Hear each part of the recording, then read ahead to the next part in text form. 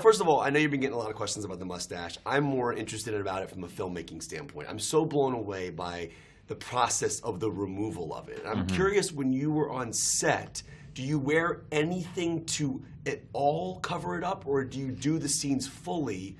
How does that work? It's nothing to cover it up. What we do is we try and pull it back from the top lip as much as possible, so they kind of wax it up, and then I have dots all over my face. And they try and put dots which are barely visible, sort of in the various points on the face which you would see them during normal, not face replacement, but whatever CGI aspect they may be applying to a face.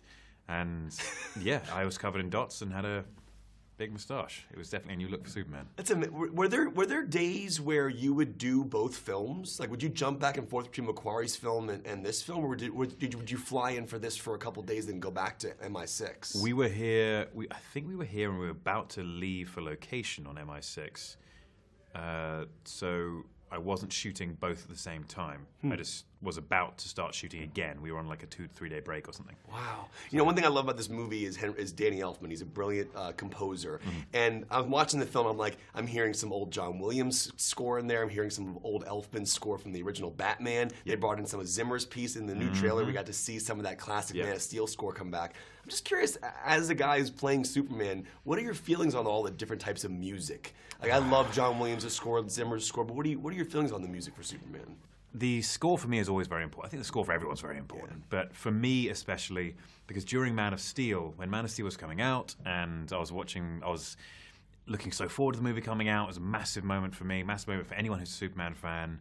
And the Hans Zimmer score is so ingrained in my psyche now. Yeah. And the emotions I felt while making the movie, the emotions I felt for the character, and the emotions I felt while watching those trailers when they were happening, it is enormous. And so that score holds something very special for me, and always will.